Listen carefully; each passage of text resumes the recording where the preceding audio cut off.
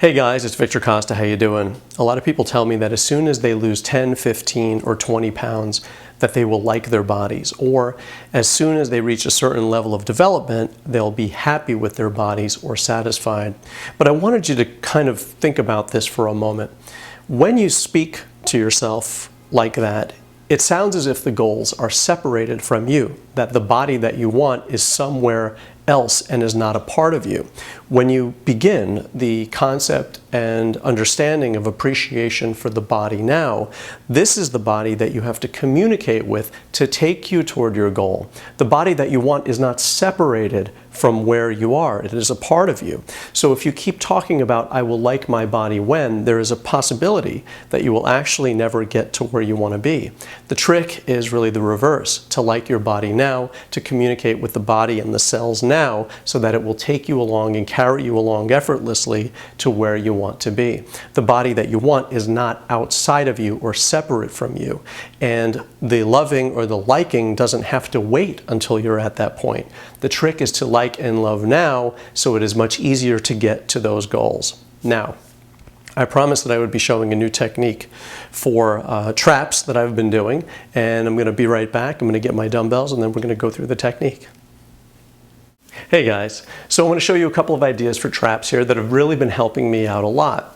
So many of us are used to pulling up in this line, and we've become really good at that. We've developed the muscles in that line, but it's time to try to hit a different vector of the body. Let's try to tap into some new fibers, even if it's in the same area of the body, but just kind of broaden the sense of stress throughout the muscle group instead of just one particular line that we're used to moving in. Let's create new development. So the first thing we're going to do is we're just going to roll back one at a time.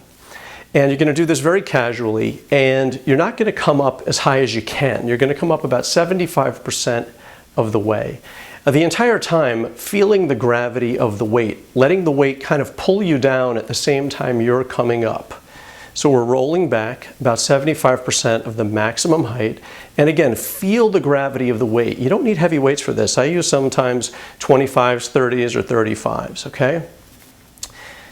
Okay, then the next technique is to think of this in thirds, okay? I want you to think of a movement in thirds. The first, we're going to come up 1/3 of the way, the second third, and the last, the full third, okay? So 1, 2, 3.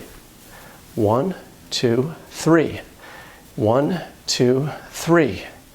1, 2, 3. Next. This is akin to writing with your left hand if you're righty, or writing with your right hand if you're lefty. It slows things down a little bit. It brings a consciousness to the exercise, and it makes you think about it a little bit. I want you to face your hands the opposite direction that you normally do. Face them toward the mirror or away from you, palms away from you. And I want you to keep your dumbbells at your side with the dumbbells touching your thighs, and I want you to just pull up. And automatically you'll find that you're pulling up slower than you normally would. There's a greater consciousness, there's a greater focus on the area because you have to think about it. It's not so simple because we're not used to moving that way. And these three little exercises have helped me out tremendously. It's just something to break up the monotony of this, right? And I'm sure you'll find it helpful. I'd love to hear your comments. Say hello on Facebook. Peace, love, and muscles. Take care of yourself. Bye.